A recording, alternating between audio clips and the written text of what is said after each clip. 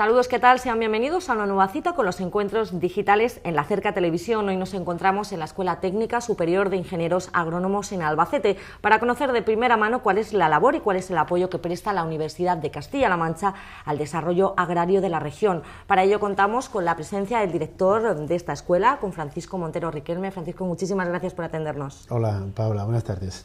Como buen conocedor pues de la actualidad, de la situación en la que se encuentra el sector agrario en Castilla-La Mancha y en referencia a esos 4 factores naturales que usted siempre señala que definen el territorio, como son el agua, el viento, el suelo y también la luz, me gustaría pues que nos señalara la importancia de saber adaptar bien estos 4 elementos naturales a las producciones, a los cultivos y los inconvenientes con los que se están encontrando los agricultores a la hora de llevarlo a cabo, porque no es tan fácil como parece, ¿no? En absoluto es fácil y en cierto modo ello justifica un poco la existencia de centros de formación en el ámbito agrario, en el ámbito de la ingeniería agraria, porque necesitamos apoyar al sistema productivo regional, nacional y particularmente el local, porque la Universidad de Castilla-La Mancha surge con una necesidad de la región cuando se crea en 1982 y empieza a demandar un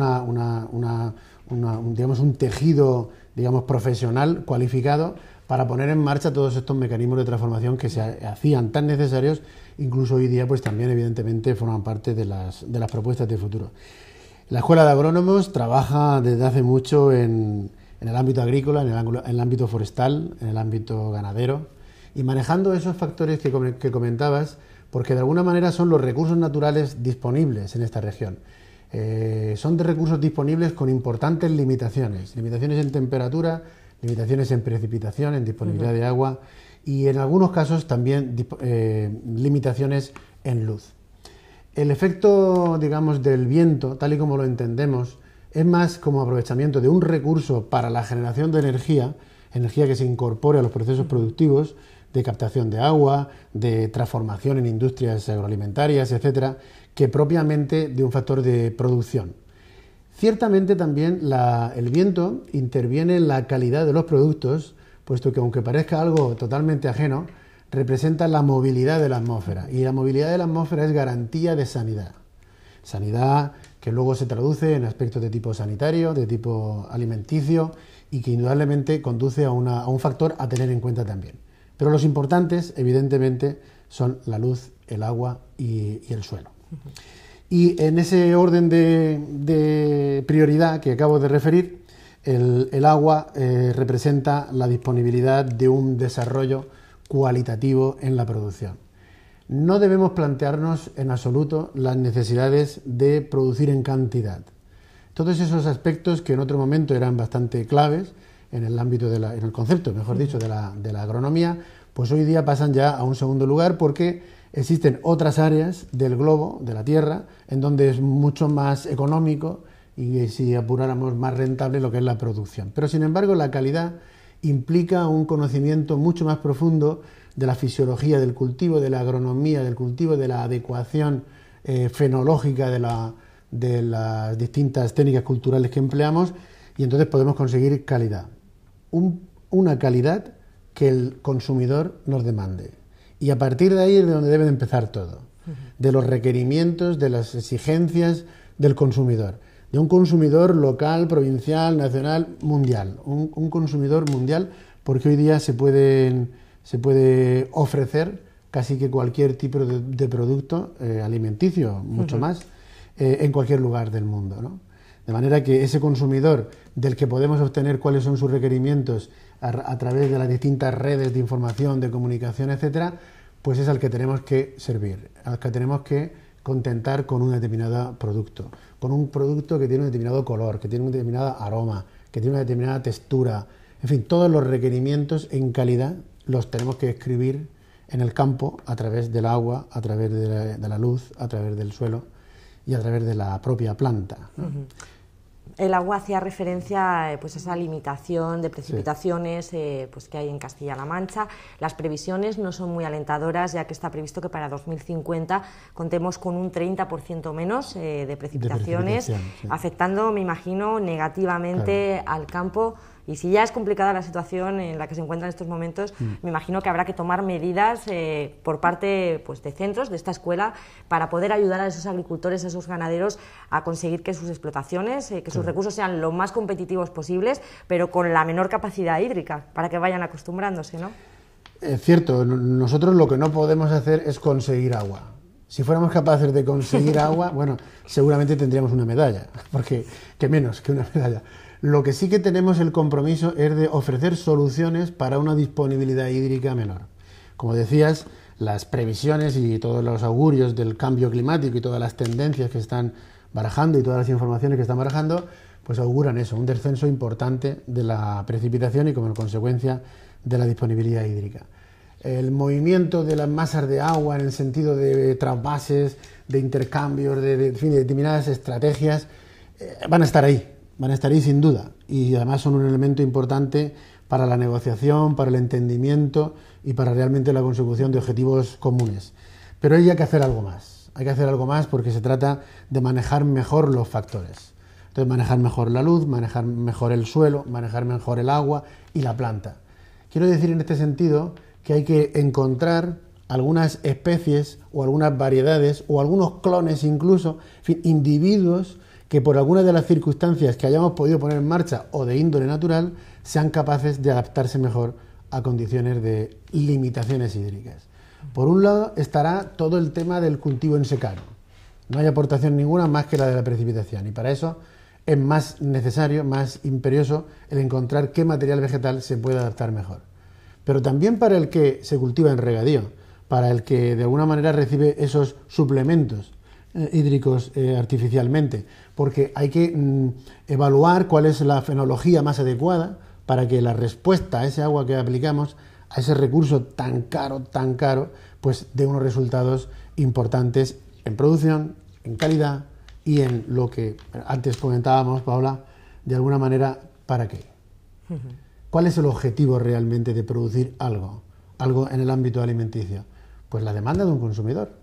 La demanda de un consumidor que está dispuesto a pagar un precio importante, probablemente lo será, relevante, por adquirir ese producto. Y tenemos que buscar cuáles son esos mercados y cuáles son esas necesidades y de ahí definir cómo hacer en el campo.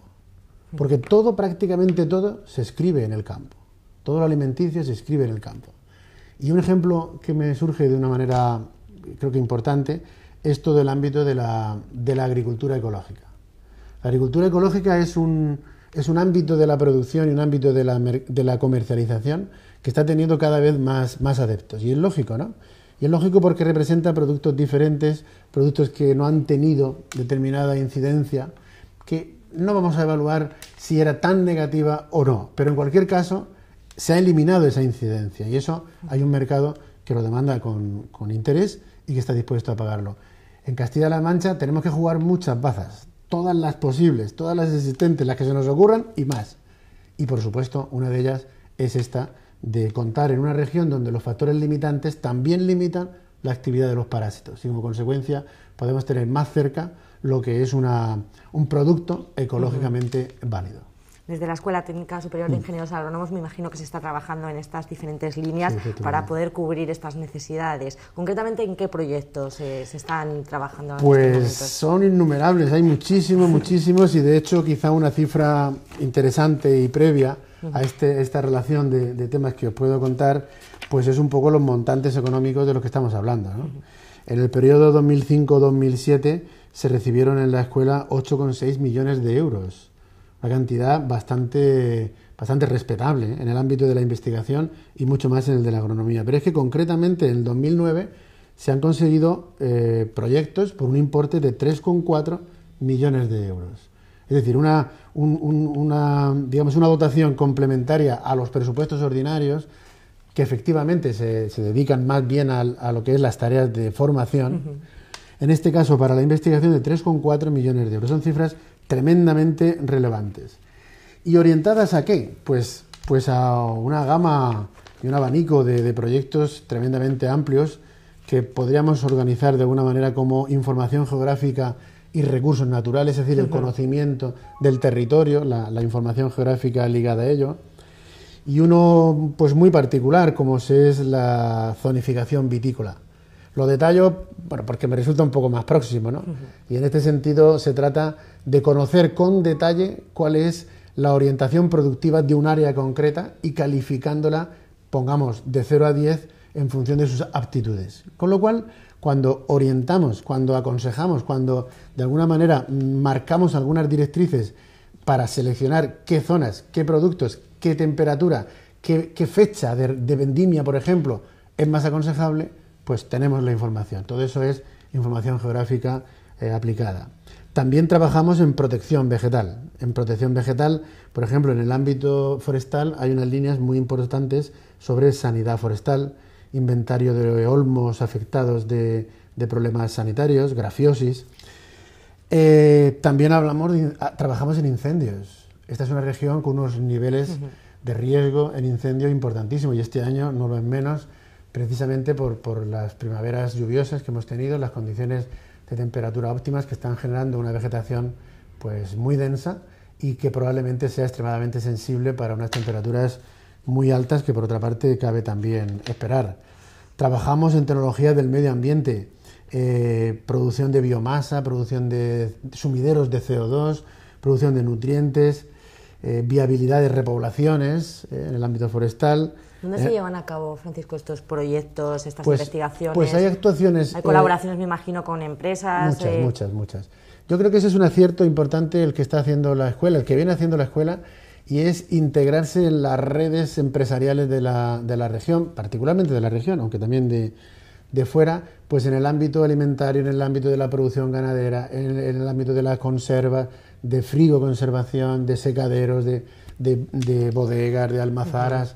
y estamos consiguiendo muchos proyectos, digamos, en colaboración con empresas que respaldan nuestras iniciativas, evidentemente porque les resultan necesarias, porque resuelven problemas técnicos de sus empresas e instalaciones.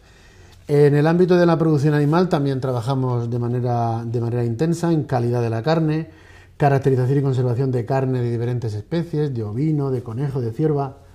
Una cosa muy particular que se puso en marcha no hace mucho era el tema de la elaboración de hamburguesas procedentes de carne de cordero, buscando alternativas, buscando otras orientaciones.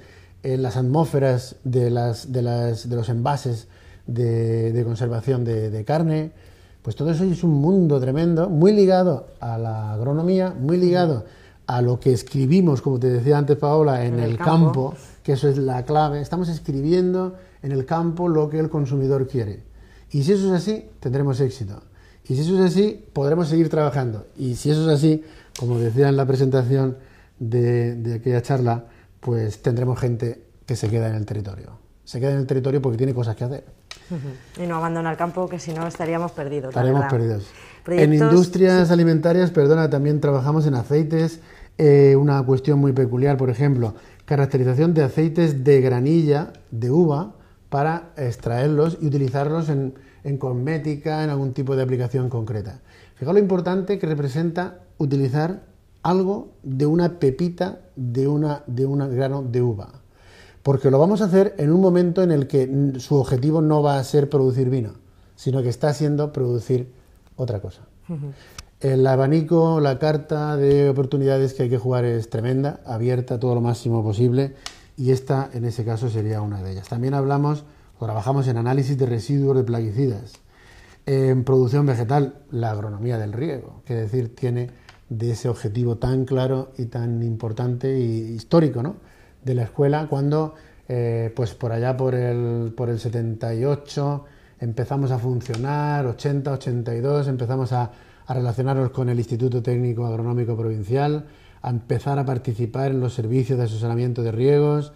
En fin, empezamos a enredar hace tiempo y sobre todo en aquellas cosas que resultan, a nuestro modo de ver, de interés para la región. También trabajamos en economía, como no podía ser menos, ¿no?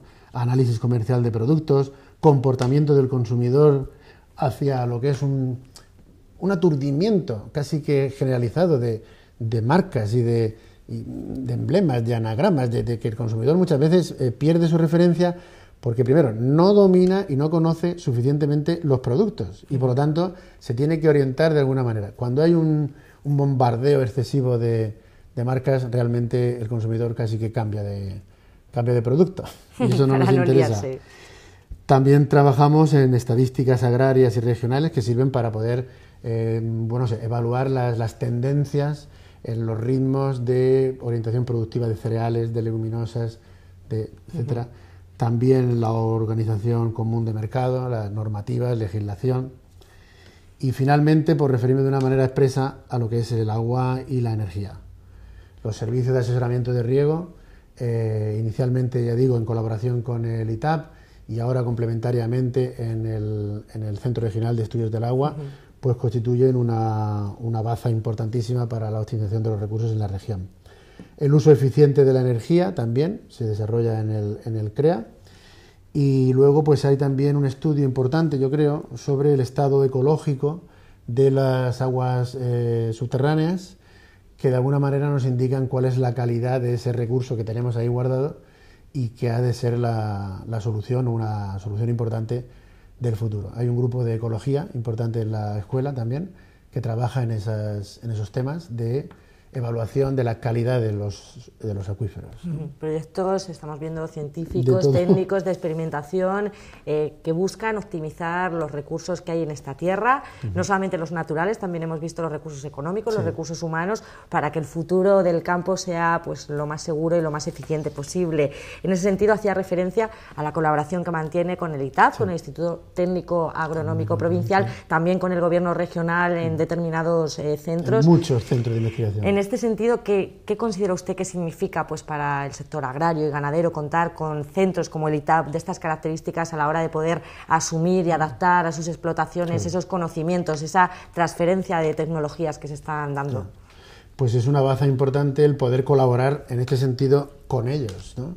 Colaborar con el ITAP de ámbito de la Diputación, pero luego con los otros centros regionales de investigación ligados a la Consejería de Agricultura, porque de alguna manera estamos entrando en lo que es el conocimiento de los agricultores para aplicar cosas que descubrimos, cosas que inventamos, cosas que se nos ocurren simplemente y cosas que realmente representan un paso importante. Y estos centros tienen una capacidad de transferencia mucho más abierta que la nuestra.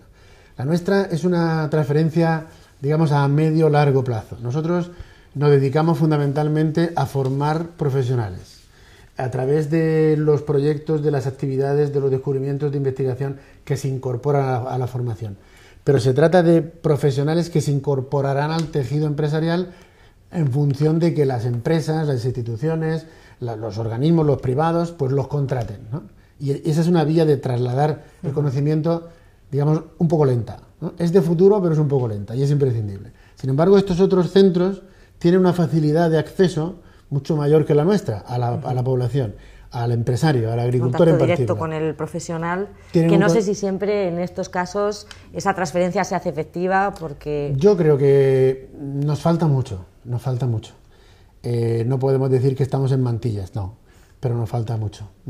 Y no lo digo por lo que hay de diferencia entre lo que en la escuela se enseña y lo que se aplica en realidad, sino porque es que hay que acceder al agricultor, y al agricultor en este momento, en este entorno tan crítico, pues es muy poco receptivo a palabras. Entonces necesita hechos, necesita experiencias, y nosotros tratamos de llevarlo precisamente a esos centros de investigación, experiencias que sirvan de escaparate para que los agricultores lo vean. Que quizá el fallo a lo mejor es que no tienen a lo mejor la posibilidad de esperar a resultados a largo plazo. No pueden. Ellos necesitan soluciones inmediatas, rápidas. Está en juego mucho de su vida, de su futuro, de su historia, y necesitan soluciones rápidas. Entonces, a veces no llegamos. Tengo que reconocer que, aunque las inversiones en formación son garantía de éxito, pero de un éxito a medio y largo plazo. Entonces, tendríamos que hacer algo más en un doble sentido. Primero, en el de acceder mediante experiencias piloto, de exposición, de ensayo, llegar antes al agricultor, pero también conseguir que la sociedad se sensibilice por la importancia del sector agrario como elemento productor de materia prima, de riqueza prima de la región, y de esa manera ganaríamos mucho en el acercamiento. Y estando cerca se puede uno comunicar y puede uno transferir, digamos, resultados. Tenemos unas dificultades importantes, pero es que la sociedad actual está así. No hay un atractivo por la actividad en el campo. No hay un atractivo por el estudio de las materias del campo. Con lo cual, nosotros tenemos unos recursos, digamos, en personal, en instalaciones, en campos, en fin, importantes, y no se aprovechan suficientemente por la sociedad, porque no sé, preferimos que nuestros hijos pues hagan medicina, hagan ahora farmacia, que hagan ingeniería de industrial, que hagan informática, que parece que no vemos cuál es el futuro del campo. El futuro del campo, para mí y para gran parte del profesorado e investigadores de la escuela, es un futuro cierto, pero siempre y cuando, como te decía antes, apostemos por la calidad, por la diferenciación. La agricultura ecológica es uno de ellos, ¿no? Pero la agricultura de conservación es otra. Buscar materiales resistentes a determinado tipo de problemas hídricos, salinos, de sequedad, de temperatura, porque vamos a tener que seguir intentando poner como una especie de tapadera, de cubierta a la región. La región está tremendamente despoblada casi que de todo, de personas y de material vegetal. Hay mucho espacio abierto, hay mucho suelo, se ve muchísimo suelo. Con las imágenes de satélite nos muestran una mancha muy amarilla, muy clara. Y eso no puede ser y es malo, porque la única manera de captar recursos hídricos es teniendo una pantalla verde. La pantalla verde, claro, la podemos tener si la orientación es precisamente de lucha contra la erosión o si la tenemos porque es elemento de producción. Y cada vez es más difícil justificar elementos de producción. Luego hay que encontrar argumentos de justificación por lo que es lucha contra la erosión. Es un aspecto importante a nivel nacional, a nivel europeo, a nivel planetario, el tener zonas cubiertas de vegetación, de alguna manera, cubiertas de vegetación.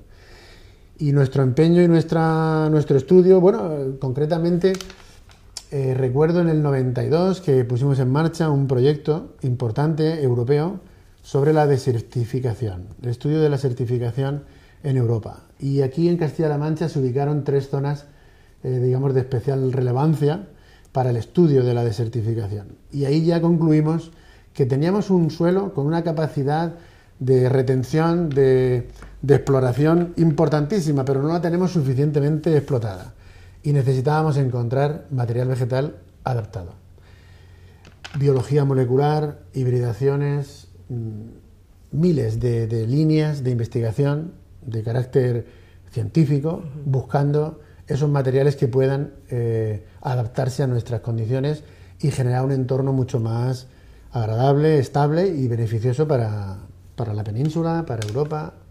Y convencer sobre todo pues, a la gente que nos pueda estar viendo, a esas personas que estén terminando y que terminen los estudios y estén pensando en ir a la universidad, que vean esta profesión como una profesión de futuro, ¿no? Claro, es que hay un ejemplo que podemos poner, no sé, sin citar ningún centro comercial, pero hay varios centros comerciales que ofrecen, por ejemplo, perejil cortado y embolsado. A cualquiera le encargo que mire cuál es el precio del kilo de ese producto. Quiero decir, el margen comercial que se genera como consecuencia del tratamiento, de la preparación de un producto agroalimentario es muy alto. Estamos en una sociedad que es capaz de pagar eso y por lo tanto debemos de explotarlo. Debemos de explotarlo y de generar cada vez más riqueza en torno a eso. Una vez que ese perejil está cortado, y es un ejemplo un poco burdo, ¿no? Pero una vez que ese perejil está cortado y embolsado, llega un momento en que el consumidor dice, sí, pero me gustaría que tuviera un tono más oscuro en verde, o un tono más claro en verde, sin estar pasado. Pues eso hay que escribirlo en el campo.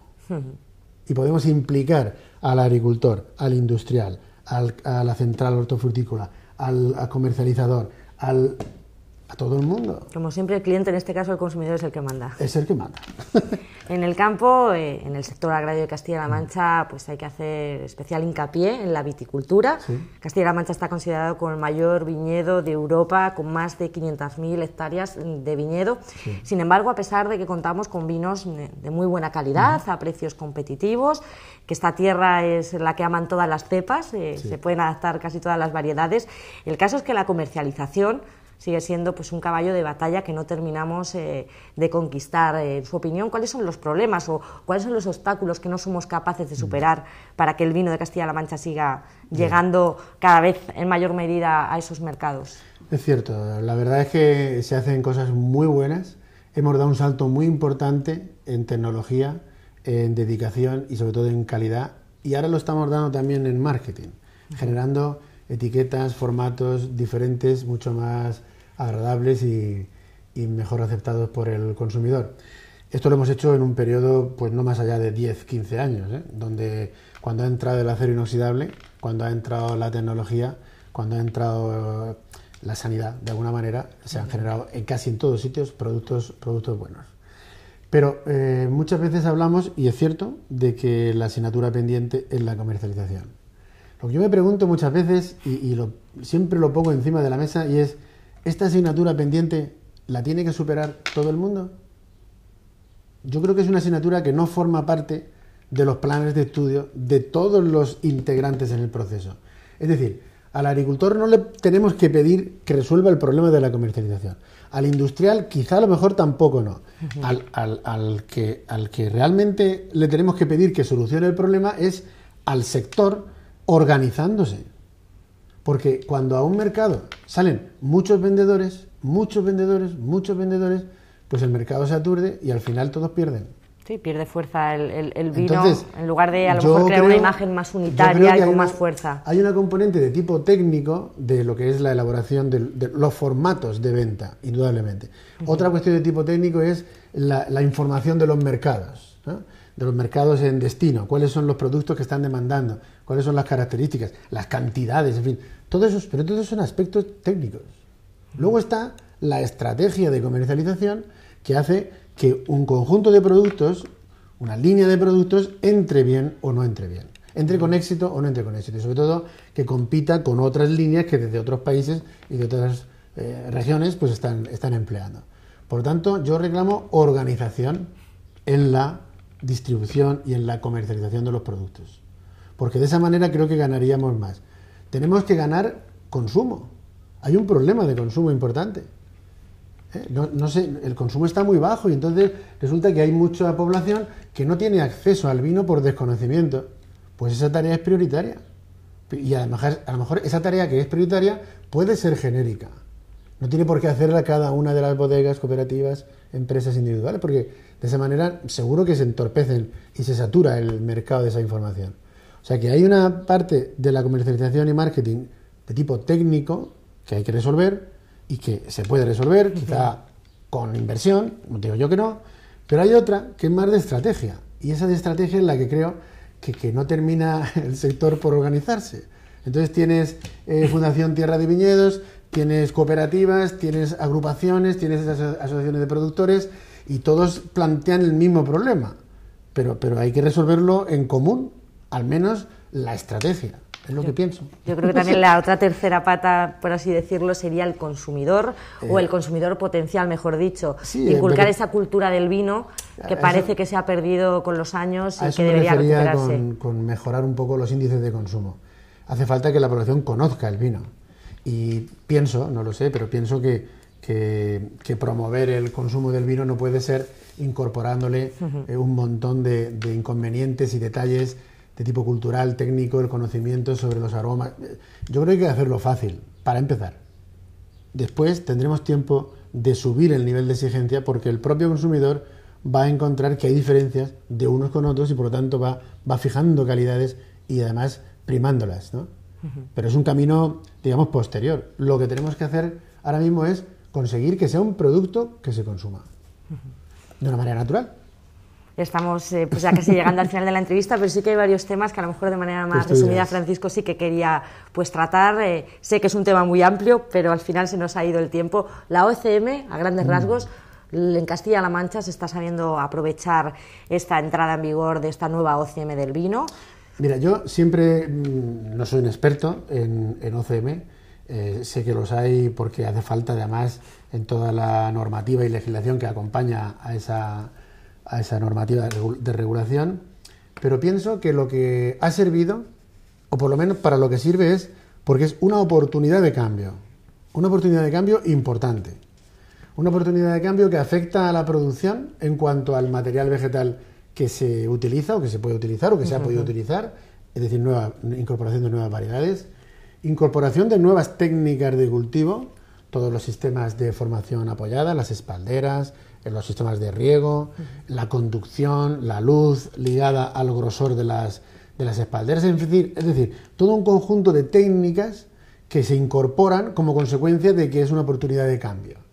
Esa oportunidad de cambio nos lleva a que después hay que entrar en unos mercados de una manera competitiva, por precio, por cantidad, por originalidad, por calidad, y todo eso la OCM lo permite. Luego podemos decir que tenemos una buena oportunidad para mejorar nuestro sistema productivo y para ganar muchos puntos en el mercado. Y de hecho creo que se está notando, todo tiene sus críticas, ¿no? Pero en todo caso se está notando que los vinos de Castilla-La Mancha están adquiriendo un reconocimiento y una valoración superiores. Luego estarán los ajustes calidad-precio, pero ya digo, son aspectos de otra índole. Yo entiendo que es un tema muy amplio para pedirle que lo haga resumido. Muy complejo, pero sobre todo, un poco por resumir, la OCM es una oportunidad de cambio. Las oportunidades de cambio no son muchas, hay que aprovecharlas. Yo creo que el gobierno regional la ha aprovechado en la medida de lo que ha podido, aunque evidentemente hace falta el acompañamiento de agricultores, de empresarios, de bodegueros, Hablábamos de esa línea investigadora que lleva a cabo la escuela y sobre todo también de esa importante función docente para salir de aquí, de esta escuela, profesionales cualificados. En cambio, con estas últimas novedades que se están incorporando para adaptarse a ese marco europeo de los estudios, esa oferta formativa, ¿qué novedades son las que encontramos? Esto es también algo similar a la OCM, es una oportunidad... Vamos a tener que hacer otra entrevista, Francisco, porque si no, no va a poder ser. Bueno, en este sentido hay mucho que decir porque realmente es el cambio más radical que ha habido en la formación española desde hace mucho tiempo, pero mucho tiempo. Quizá podríamos poner un poco en valor el cambio que hubo cuando se transformaron los estudios, que se medían por horas de clase a por créditos. Ese fue un cambio también importante, me parece que estamos como en el 87, 88, si no recuerdo mal, y este de ahora, el 2010, es el verdadero cambio de concepto de la formación. Se trata de que ahora lo que queremos es que el alumno, el estudiante, digamos, trabaje en el estudio, que su tarea sea un trabajo. Y al ser un trabajo tenemos que medirlo, tenemos que saber a qué dedica cada uno de los momentos que emplea en esto, ¿no? Y emplea un tiempo en atender en clase, emplea un tiempo en realizar trabajos, emplea un tiempo en preparar trabajos posteriores, en proyectos, en prácticas. Está trabajando aquí, ¿eh? Y el hecho de estar trabajando aquí implica que participa mucho más en la formación. Nosotros, los profesores, el esquema universitario, la universidad, debe de prepararse también y conseguir actualizar sus esquemas a eso, para que entre los dos, el alumno y el profesor, digamos, el socio, porque de alguna manera el alumno ya no es un estudiante, no es algo ajeno, es un socio, colabora en la formación, en la suya y en el de los demás, puesto que su trabajo también repercute. Sí. Es decir, para eso precisamente nos viene muy bien tener pocos alumnos, aunque no es deseable por el otro argumento que comentaba antes, ¿no? Bueno, que transformamos un esquema, digamos, de aprendizaje, de enseñar, a un sistema de captación del conocimiento en el que el alumno participa mucho más. Y eso también lleva aparejado pues un cambio en la estructura de los estudios. Ahora mismo tenemos lo que son las ingenierías técnicas o las diplomaturas de 3 años y los ciclos superiores, que pueden ser 2 años más, o directamente las titulaciones de ciclo largo, 5 o 6 años, como es el caso de medicina. Y ahora se transforma todo esto en un esquema denominado de grado y máster. El grado transforma, por así decirlo, las titulaciones de grado medio, la diplomatura, en un esquema de 4 años, con una distribución mejor de los contenidos, más coherente, más sensata, más amplia, más abierta, donde, bueno, creo que podemos conseguir que los alumnos terminen su titulación en el plazo establecido. Si hemos previsto 4, pues que sean 4, que puede alargarse, pero que se alargue en una proporción muy pequeña, ¿no? El caso del máster también es una de las opciones importantes, donde se pretende que el profesional tenga una alta cualificación, algo diferente, que sea capaz de organizar, de ordenar, de gestionar, de digamos aspectos globales de la ingeniería. Y en ese sentido, pues yo creo que podemos obtener resultados interesantes en la escuela y de una gran necesidad para aplicarlos precisamente en el sector agrario regional que está como está y necesita mucho apoyo. ¿Algún máster ya que esté cerrado para esta escuela? Para esta escuela tenemos cerrados los grados, que concretamente, y eso sí me interesa resaltar porque es una innovación, y es el grado en Ingeniería Agrícola y del Medio Rural, el grado en Ingeniería Forestal y del Medio Natural, que por así decirlo serían la traslación de los actuales, y la incorporación de uno nuevo, de un grado en Ingeniería Agroalimentaria. Es la opción más relevante del futuro del sector agrario. La transformación de los productos, la adecuación y preparación de los productos y, por supuesto, la comercialización y el marketing de esos productos. Todo ello en unas instalaciones, unos edificios, unas estructuras adecuadas a esa industria agroalimentaria. Y en el marco de los máster, pues tenemos previsto, aunque no para empezar en octubre del 2010, sino para hacerlo en octubre del 2011, el máster en Ingeniería Agronómica. Posteriormente también presentaremos el máster en Ingeniería de Montes, pero quizá vaya un poco dilatado en el tiempo con relación al de agrónomos. Pueden ser un par de años posteriormente.